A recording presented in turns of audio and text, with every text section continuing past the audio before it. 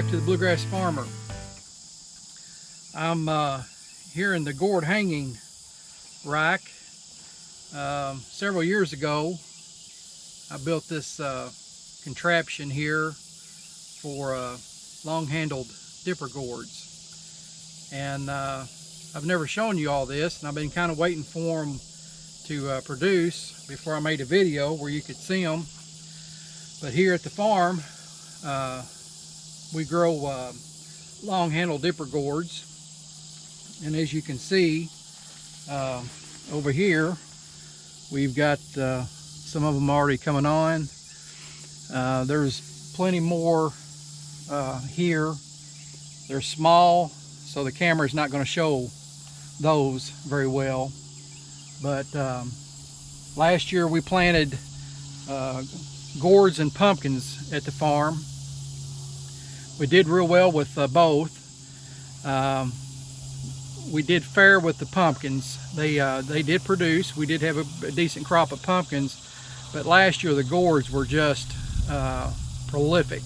We had just a good crop of gourds, and we planted different varieties of gourds. But we have this here, the gourd rack, and what I have to do is I have to come in here like this vine here and train it to go up over the fencing here. So what I'll do is I'll just set it in here. Well, let me show you this real quick. They have little tentacles, and these tentacles will grab a hold of the wiring, and they'll just make their way up over the wiring system. So it does real well. What's interesting too is this morning I can come out here and have this this leader around the fence, and by the time I leave the farm to go home, it would already have wrapped itself around the fencing. So it's really neat how it works. If you do long handle dipper gourds or short handle dipper gourds, you definitely need a trellis system in order for these to do their thing. Of course, if you put them on the ground, they're just going to curl up, and they're not going to be any good. You've got to have something where they're going to produce down here. This one here will be a real good one. But what my wife does, she takes these gourds and she just meticulously works with these gourds. She'll sand them, she'll make things out of them, and she sells them just as quick as she can make them. It's a lot of work that she puts into. She's got a workshop at the house that she does all this in. I help pick the gourds. I help get her the gourds to her, but as far as the artistic work, I let her do that. I don't have the patience for it. As you can see here, we've got little ones coming on. There's another one here in the back, and like I say, there's just plenty of them all over the place. What a lot of people do is they'll train this to make it different shapes. They'll take this little gourd like this while it's in this state, and they'll train it to make a handle on it. I've done that. It's just a lot of work because you got to constantly just keep at it, but it's pretty neat how it all works out.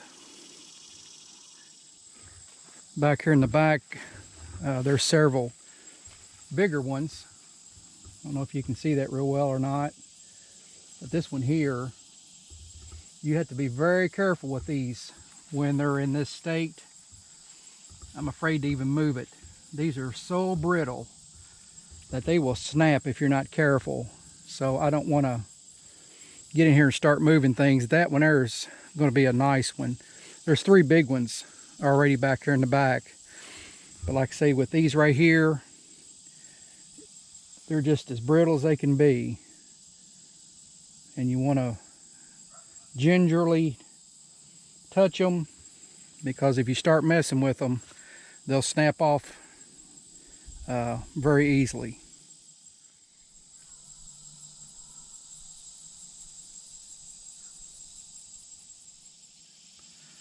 Another thing about gourds too, once you get in here and start moving vines and stuff, they have a very pungent smell. It's hard to explain what they smell like, but it's not a cologne that I would buy at all.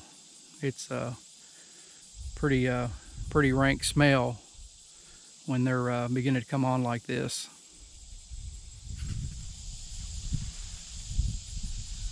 Like this vine right here, I need to do something with it because you don't want it on the ground. So what I'll do is I'll come around here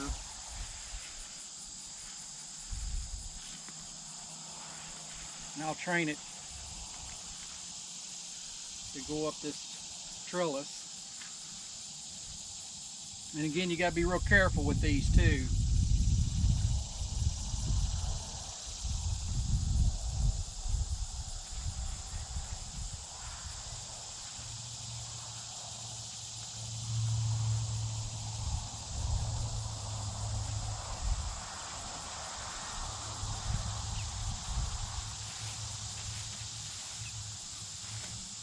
When you're moving these vines, you have to be very careful. They're very brittle, so you don't want to get in a big hurry.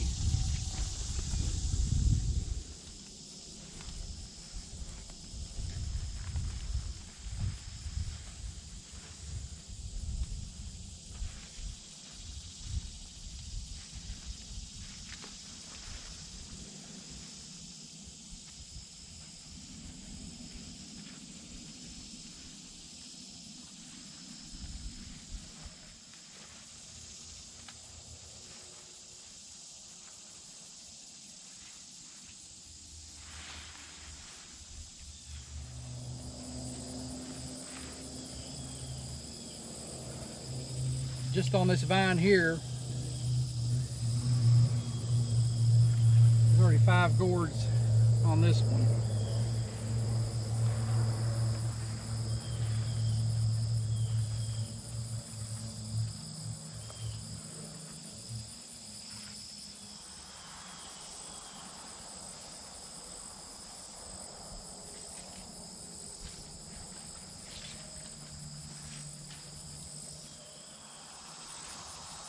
I don't know if you can see this one or not.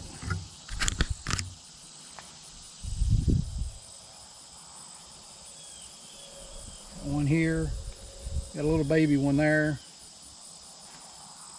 Got some more up here. She's gonna have more long handle dipper gourds than she knows what to do with. We had abundant crop last year. Let me take you to another spot where we've got more gourds going. More gourds growing. Say that 3 times fast.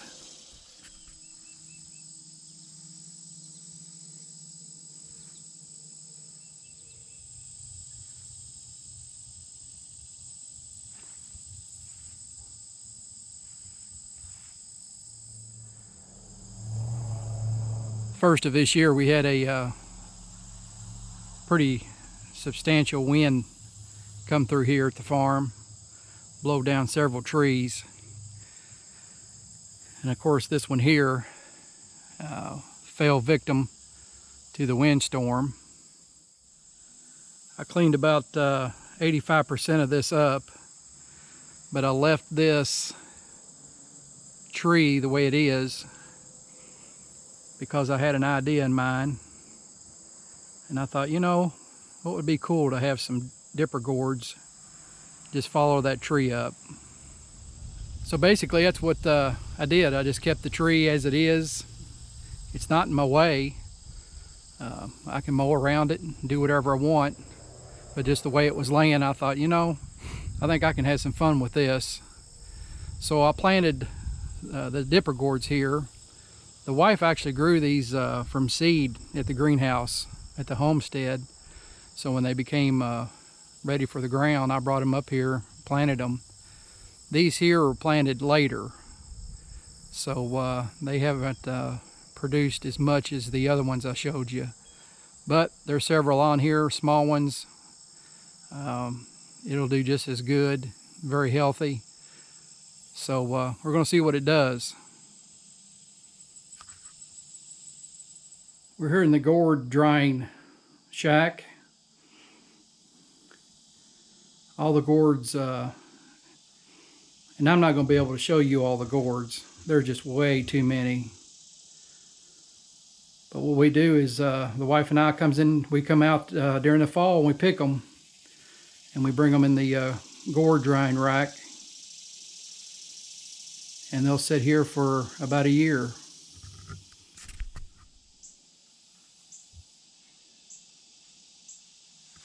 I just pulled a few samples here I want to show you. This one here, we've got several of these. She knows the names of all of these. I think this was what they call a bushel gourd.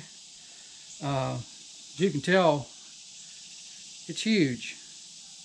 And we've got several of those just in the gourd shack here. I'm not even going to estimate how many gourds are here.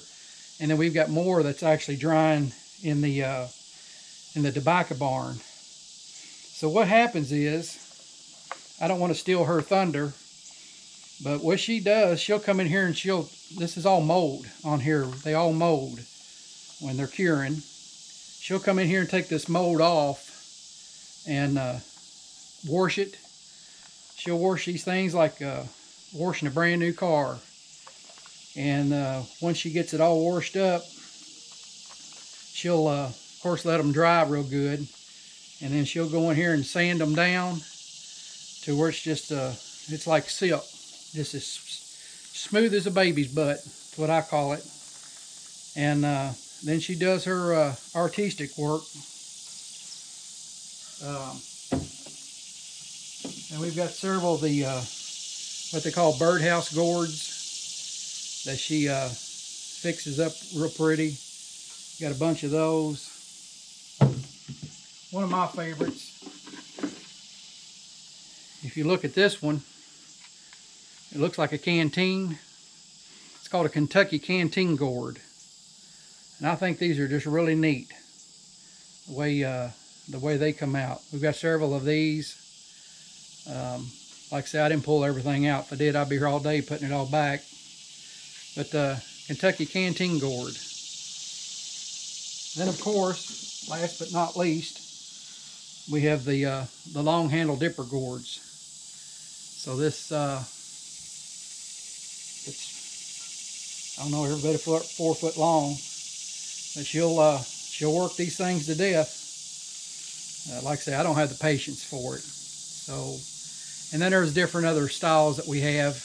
Like I say, I didn't pull them all out, but I just want to kind of give you a quick overview. I see another one here I want to show you that I didn't pull out. I actually found two more. When these started growing, we thought these were the loofah sponge gourds. But again, she knows the names of these. I don't. I don't know what this is, but we thought they were loofahs. And I don't know. Looks like a big zucchini to me. So she doctors that up. And we've got a ton of these that came on. They're also could be made out of the birdhouse, like a paragourd. So she'll make birdhouses out of these and get these all fixed up. Make snowmen out of them. I tell you what, if I can remember, I'm gonna throw a couple pictures here.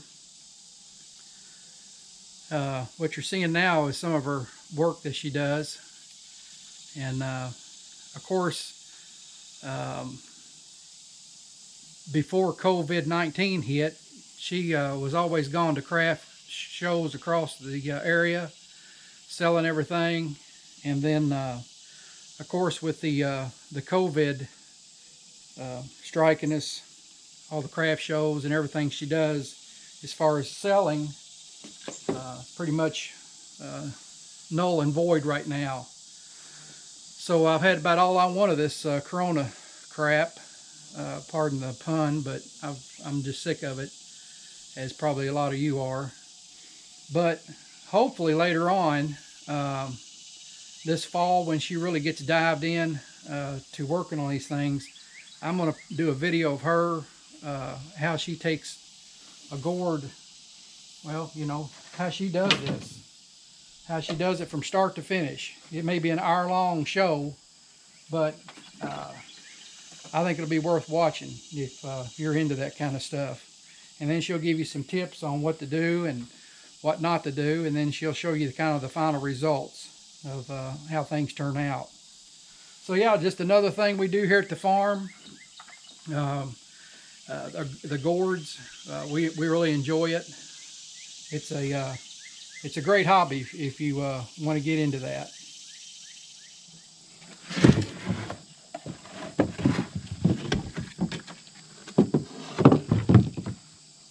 Okay, friends, and these stink too. Let me tell you, if you do these and you let them cure, you need to put them someplace where you're not going to smell them. They've got a, like I say, it just stinks. But part of it, that's part of it. But anyway, folks, I'm gonna let you all go. Got some things I need to do here at the farm. They're expecting big cold front to come through here, bring some flooding rains, and I want to get going here before this cold front gets through here this afternoon. But anyway, just a quick video of some of the gourds that we do have here. Hopefully I'll get Miss Bluegrass Farmer on video one day showing you how all this is done. She can tell you a whole lot more about them than I can. So stay tuned. We'll have some probably later on this fall as the season gets closer. All right, folks, let y'all go. Thanks again for being with me today. Y'all be careful, stay safe as always. And again, thanks for watching the Bluegrass Farmer.